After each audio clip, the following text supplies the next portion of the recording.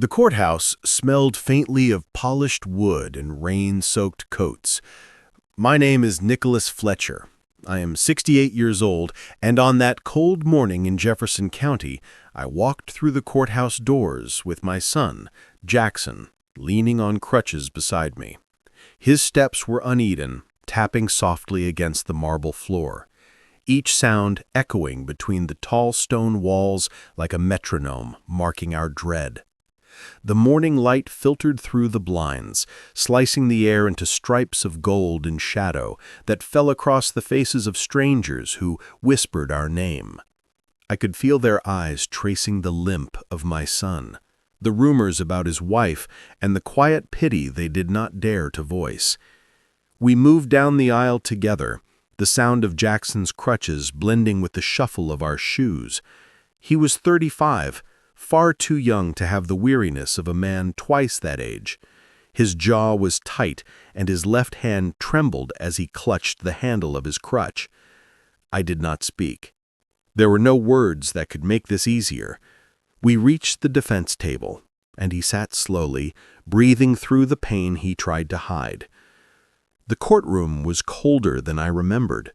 Maybe it was the air conditioning, or maybe it was the weight of judgment already hanging in the room. Caroline entered moments later.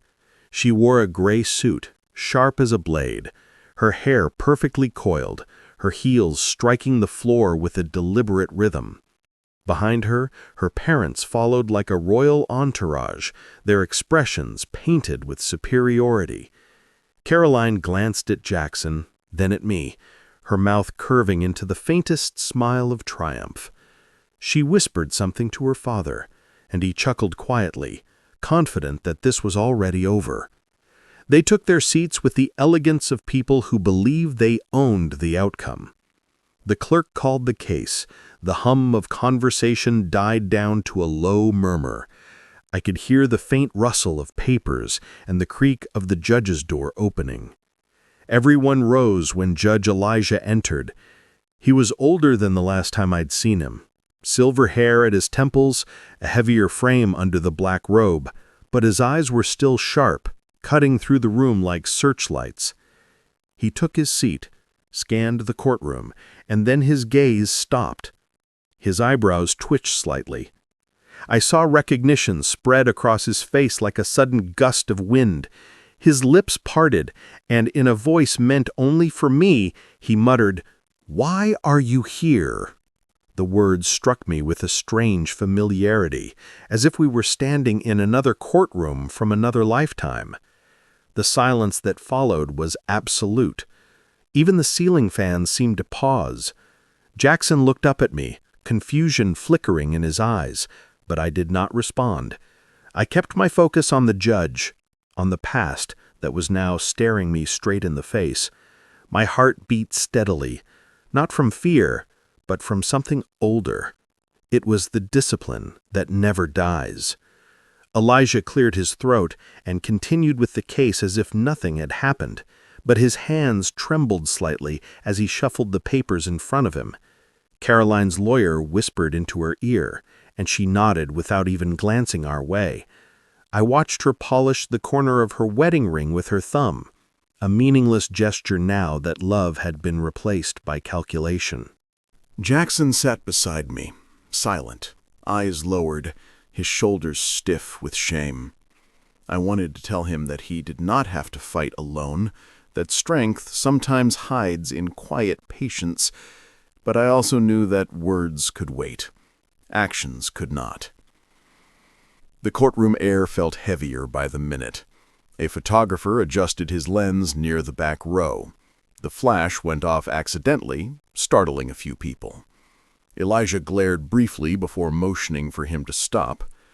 The echo of the gavel followed, one crisp sound that cut through the stillness and settled the tension for a moment. It reminded me of another gavel, another lifetime, when justice was something I carried on my shoulders every day. I reached into my worn leather briefcase and placed it on the table. The sound it made, a low, solid thud, carried farther than I expected. Caroline turned her head slightly, eyes narrowing. Jackson glanced at me puzzled, and I gave a small nod. My hand rested on his for a second, feeling the tremor in his fingers. I leaned closer and whispered that everything would be fine, though my tone carried more certainty than my heart could guarantee. Still, I meant it. The judge's eyes met mine again. There was a question there, and beneath it something close to unease. I did not blame him. He remembered what I used to be. He remembered the cases, the headlines, the decisions that made enemies and allies alike. Now I was just a father sitting beside his wounded son. Or at least that is what they all thought. I looked down at the briefcase, its edges cracked from years of use, and tightened my grip. The courtroom lights hummed overhead. Outside, a siren wailed faintly in the distance, then faded. Inside, the silence thickened again, the kind that comes before a storm. They thought they knew who I was. They would learn soon enough. When I look back, my life feels split in two. The years before my wife died were warm and steady, filled with the rhythm of laughter and the small chaos of raising a boy. After she was gone, everything slowed into silence. I became both father and mother to Jackson, learning to cook, help with homework, and show up at every school event, no matter how late I worked. I was a prosecutor then, spending long days in courtrooms and long nights in empty kitchens, whispering promises to a child who deserved better. Jackson grew up fast. He was clever, patient, and too kind for the world we lived in. When he said he wanted to build things instead of arguing about them, I told him that creating something honest was a kind of justice too. He studied engineering, saved every cent, and bought a small plot of land near Denver. I watched him turn it into a home. When he handed me the keys and said, "This is ours now, Dad. No one can take it away," I believed him. Then came Caroline. She was bright and charming, the kind of woman who could make a room soften when she laughed. The day they married, Caroline promised Jackson forever, and I let myself believe in peace again. But one evening, around 7:10 p.m., the phone rang. There had been an accident. Jackson had fallen at the construction site. The doctor said he would walk again, but only with crutches. He came home different. The man who had built everything with his own hands now moved slowly, carefully, his pride splintered. At first, Caroline cared for him tenderly. She smiled, brought him soup, talked about patience and healing. But her patience thinned as the months passed. Her smile turned brittle. Her laughter came from somewhere far away. She went out more often, coming home late, her perfume heavy and unfamiliar. Dinner became the quietest hour of the day. I would set the table and try to fill the silence with small talk, but it only echoed off the walls. Once, Kennedy asked if Daddy would come to her school play, and Caroline said she'd see what she could do. Jackson just lowered his head, and the silence that followed said everything. Families break slowly in moments like that. One night around 8:25 p.m., I got up for a glass of water and froze outside Kennedy's door. Caroline's voice came low and cold. "If the judge asks, tell them you don't want to live with Daddy. Say he can't take care of you." Then Kennedy's small voice answered, frightened, "But Mom, I love Daddy. I don't want to lie." Caroline's reply was sharper than glass. "Do you want to live poor like them? Say what I told you." The glass slipped from my hand and shattered on the floor. I backed away, heart pounding, every part of me shaking. Betrayal doesn't shout, it whispers. That night I sat on the edge of my bed, staring at my old briefcase in the corner. Its leather was cracked but strong, waiting. Inside was the card of an old friend, Robert Fields, a retired investigator. I picked up the phone, my voice steady when he answered. "Robert, it's Nick. I need your help one last time." The morning of the hearing carried a sharp stillness. Caroline sat poised beside her lawyer, Elaine Carter, who shuffled papers with rehearsed precision. Jackson stayed quiet, shoulders tight, his crutches resting by the table like mute witnesses. I watched his hand tremble slightly. Every breath he took felt like effort. Judge Elijah entered at 9:30 a.m. and called for statements. Elaine rose with confidence, her voice slicing through the silence. She spoke of freedom, of how her client deserved a life unburdened by obligation. She painted Jackson as a man no longer capable, a shadow of who he once was. Her final line struck hard. "My client seeks only dignity, not duty." Jackson's face stayed still, but his eyes betrayed the pain. I could almost hear the words echo inside him. I stood slowly when Elaine finished. "My name is Nicholas Fletcher, and I will be representing my son." The entire courtroom froze. Caroline blinked in disbelief. Elijah's eyes widened. Recognition flickered across his face. He leaned forward, his tone softer. "I remember you, Nicholas. I learned law watching your trials." I nodded once. "Then you know I don't walk away from injustice." The weight in the room shifted. I opened my old briefcase and spread the first set of papers on the table. These documents show that the Riverbend property was purchased by Jackson Fletcher in May 2009, 3 years before his marriage to Taus. It is his separate asset. The clerk reviewed the files and handed them to Elijah. The judge studied them briefly, his gaze unreadable. Elaine faltered, her voice losing confidence as she admitted her client had no prior record of the purchase. Caroline's face tightened, the color drained from her cheeks. I reached into my briefcase again and pulled out a small silver USB. "One more exhibit, Your Honor. An audio recording from 8:25 p.m. 2 weeks ago." The sound filled the courtroom. Caroline's voice was sharp, low, unmistakable. "If the judge asks, say you don't want to stay with Daddy because he can't take care of you. Tell them you want to live with me." Then came Kennedy's small, trembling answer. "But, Mom, I love Daddy. I don't want to lie." The silence that followed was heavier than any verdict. Caroline shot to her feet, shouting that it was fabricated. No one moved. The judge's face hardened. I explained that the file was verified by Robert Fields, retired investigator from the Denver District Attorney's Office. Elijah nodded, motioning for quiet. He called for Kennedy.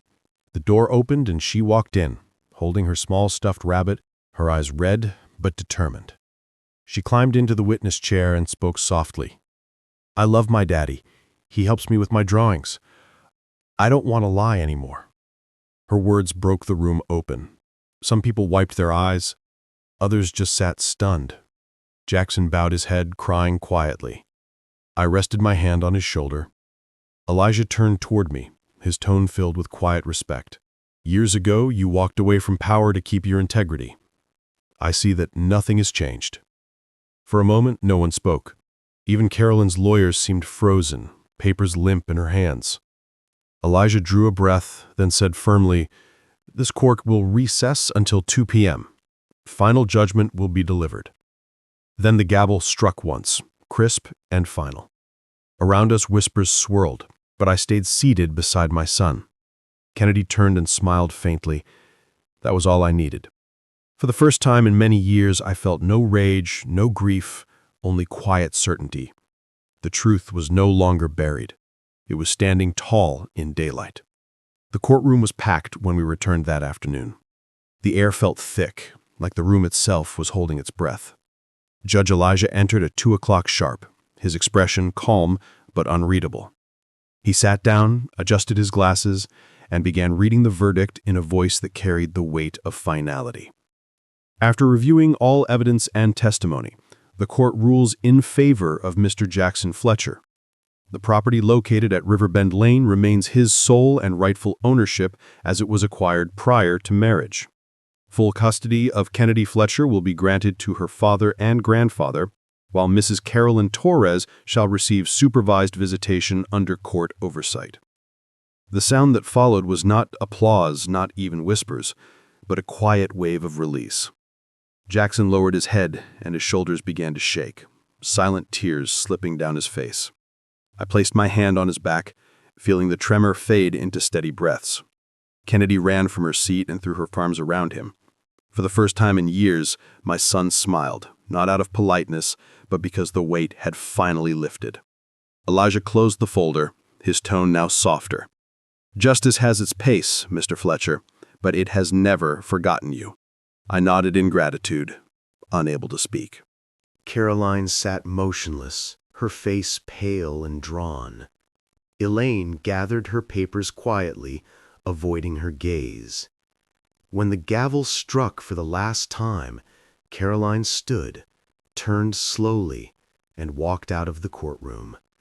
There was no anger in her eyes, only emptiness, the kind that comes when a person realizes the truth too late.